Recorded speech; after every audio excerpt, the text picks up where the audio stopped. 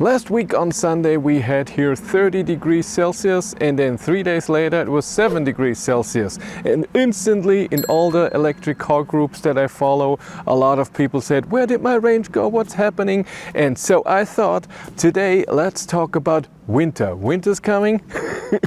So let's talk about what affects your range and your consumption, tips, what you can do in the winter, and things that you really don't have to be scared about.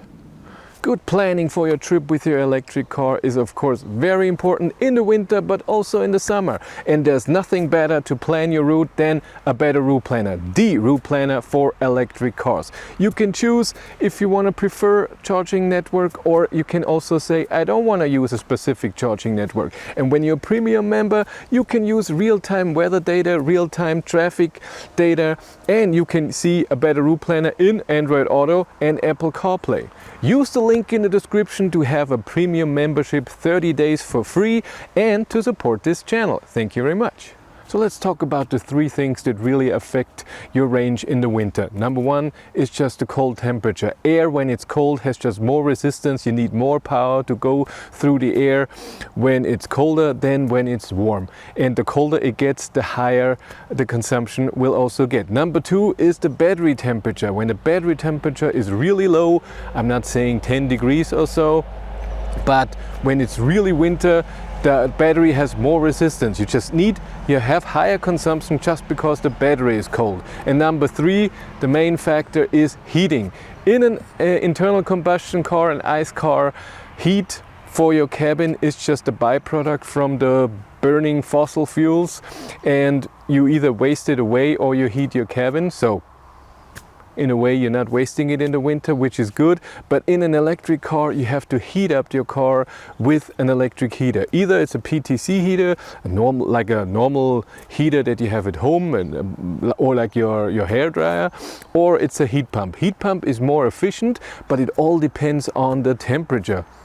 So every heat pump is set in a different way. Some are the most efficient at 5 degrees, some at 0. It all depends, and every car is different, every heat pump is different. But overall, they are more efficient in the winter, and it can be up to 9–10% depending again on the temperature that I have seen. But if you buy extra heat pumps, so you spec your car and then, okay, I could get a heat pump as well, but it costs me this and this much money, it's not gonna save you money. So a heat pump is not something you buy so you save money in the long run. The consumption is less, but it's not as much that you can pay for a heat pump. If the heat pump is in there, or you want the comfortable feeling of having more range in the winter, get the heat pump, of course. The only negative with the heat pump is when it spools up, when it starts to heat up, and you hear the fan and everything, it's pretty loud, and you can have vibrations in the car, in the steering wheel and stuff. This is very normal. It's not a big deal, but it happens. So what can you do about it? Well, outside temperatures, there's nothing you can do about it except you move somewhere where it's warmer. In the winter, that's the only thing you can do. So let's get that out. Of course, wet road affects your consumption too. So when it's raining, but this can happen in the summer as well, when it's snowing or when there is snow, your consumption is just higher. The winter tires, if you have winter tires on, they might have a bit of higher consumption because the rubber is a bit softer, so you have more grip. But overall, it's not that much of a deal. Number 2, the cold battery. When it's really cold, a lot of cars have the option that you can preheat your battery in the morning. So when you're plugged in, the power of preheating the battery can come from your socket. Again, this doesn't save you energy. So if you preheat the battery and then go, you don't have that much lower consumption for your drive than if you would not preheat the battery and just have higher consumption because of the cold battery. At the end, it all depends on the length of driving. So if you just go to work or something, preheating the battery, it's not that important for you. But if you want to go on a long distance trip and every bit of range is important to you, so you want to get to that first charge, or you want to have low consumption so that you can start with 100%, then preheating a battery at home when the car is plugged in is a great idea.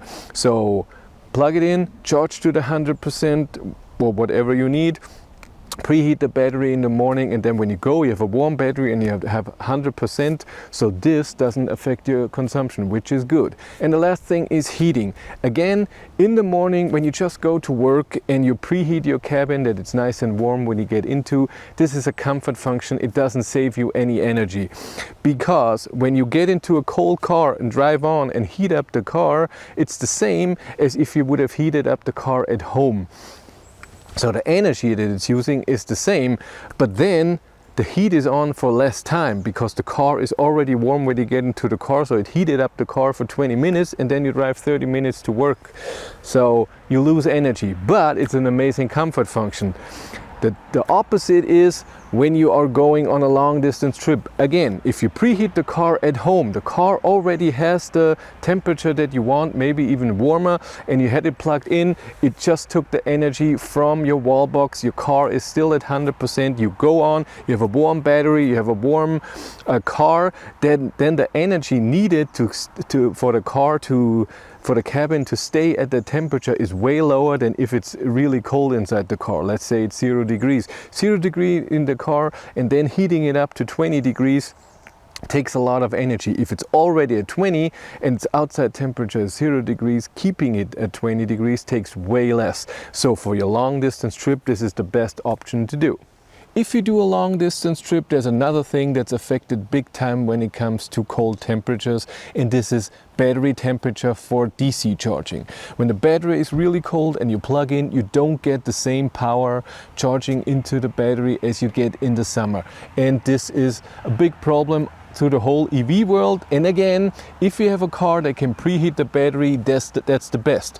And here it's also something very important. A lot of cars like this ID.7 here, you can preheat the battery with a button, or you can navigate to a charger, and then at the charger it will have the perfect temperature for DC charging. And if you do that, use the second option, because if you do manual preheating, it will heat up the battery with 5 kilowatt as fast as possible. In around 20-30 minutes it's at the temperature that it needs. When you navigate to the charger and you have 2.5 hours to go there, and it will see, okay, you're driving 130 or something and the battery gets warm just by driving, and then I only have to heat a tiny bit, you save way more energy, your consumption will be a bit higher. It's possible that if you preheat the battery too much at home and then you go and the outside temperature is too cold and you're not using a lot of energy, that the battery gets cold again and you have to heat it up again. So this is all a balance. It depends on the car, it depends on the outside temperature. But preheating the battery is an amazing thing. You arrive at the charger and you have your perfect temperature for charging, and you can go on as fast as possible, because that's what we all want. We want a reasonable time to get to our destination. We don't want to arrive at a charger and only get 30 kilowatt because the battery is extremely cold. If you have a car that doesn't have a battery heater, or you cannot preheat manually, or when you navigate to a charger, that is a problem in the winter. So when it's really freaking cold, minus 10 degrees Celsius or something, and you drive somewhere and you also don't drive very fast, because it's country road, or your country only allows 100 kilometers an hour, and you arrive at the DC charger with a very cold battery, you get very slow speeds. That's how it is. And there's only really one way to warm up the battery then, and it's not a comfortable one, and it's yo-yoing. That means you give a lot of power and then do a lot of regen afterwards, and you repeat this many times. It's not comfortable and it works perfectly when you can drive a bit faster. So on a German highway this is amazing, because you accelerate to top speed, slow down to 100 and do it again, and do this 20 times. And because when you give a lot of power, there's a lot of power coming out of the battery, which heats up the battery. And when you use regen, the same, because regen is nothing else than charging for a short time your battery with high power, and this warms up the battery as well, but it needs its time and you need to do it for a while. It's not comfortable and it consumes a lot of energy, so it's a total waste. So if for you the priority is have low consumption, then you have to deal with slow charging power. And if you want to arrive at your destination as fast as possible, screw the energy, then you do the yo-yoing. Just like that. One big tip, if you have folding mirrors, turn that off in the winter. When there's ice around it, especially the mechanism down here, and it wants to fold it and it can't because there's ice, you might damage that motor that is in here. So really in the winter, turn that off. This here can be a problem in the winter. This is the sensor for your front assist, for your cruise control, adaptive cruise control. All of this front assist means that it detects if there's a car braking, slowing down extremely fast in front of you, a safety option.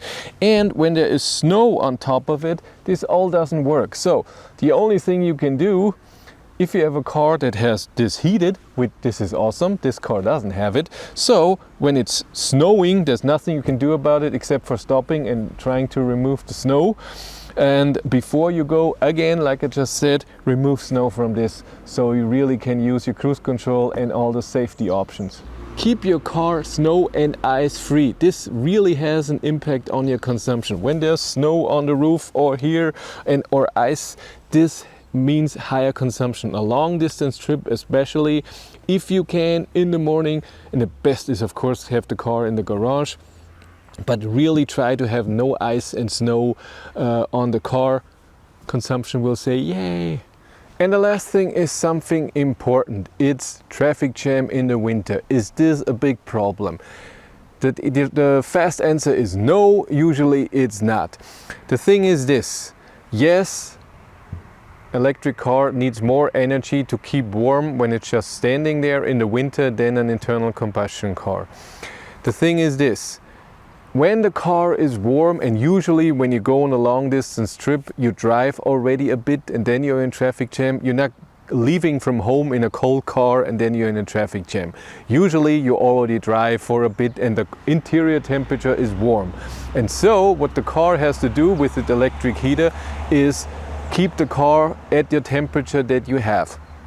And that doesn't need too much energy. It needs more energy than in an internal combustion car because, and different energy, electric energy, and you have less with you in the battery, but it can be in a traffic jam for a while. Let's say you're 20%, you have a 60 kilowatt hour battery. That means you have around 10 to 12 kilowatt hours usable. Let's say you have 10 kilowatt hours and your battery, your interior temperature is warm and you don't have a gigantic car. That means you at maximum have 1 kilowatt that it needs for the car to stay warm. So that means for 10 hours you can stay there. Of course you don't want the battery to get down to that level, but 10 hours for a traffic jam is really, really long, in the winter especially. So it shouldn't be a problem. Of course, if you have a tiny car with a tiny battery and the car is cold and you preheat the car interior and you're at 10%, yes, this could be a problem. But the worst thing that can happen is you turn off the heat. Then your car doesn't need any energy. If you turn it off, and maybe you can even use the seat heater. We have that for a bit of warmth. Seat heater usually only take 300-400 watts, if even.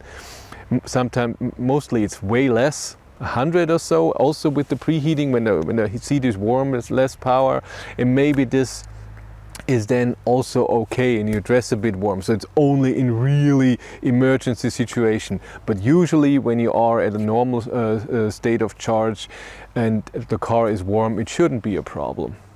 But speaking of state of charge, really plan your route with a bit of headroom for your battery. So don't say arrive at the destination with 5% or at the charger, because maybe you're driving and then it starts to snow, your consumption gets higher. You should have a bit of a plan in the winter. Is there a charger earlier? Can I charge earlier on something? So try not to arrive at the charger when you know it's horrible weather today, it's gonna snow like crazy. Plan your route not to arrive with 5%. Do it with 15 or something, so you have a bit of safety. Or when you see your consumption is higher, drive a bit slower. All of this, be aware. Winter means higher consumption, and when the weather is horrible, a snowstorm or something, please be aware of that and don't be, daredevil. Hopefully I could help you a bit and take away the fear of the winter. And of course, the consumption display. It's just normal in the winter with higher consumption when it comes to cold heating and everything, that your range goes down. That's very normal, and we all get so happy in the spring and then in the summer when the range goes up again. But it's normal, that's what electric cars have to deal with. If you want to follow me on Instagram, BatteryLife1, and if you want to support the channel, there's a Patreon link in the description below, and here on YouTube there's also channel membership. And if you want to know what's happening behind the scenes on this channel, on events, or what equipment I'm using, I have a third YouTube channel, Behind the Battery. But that's it for me. Thank you very much for watching. Have a great day and take care. Bye.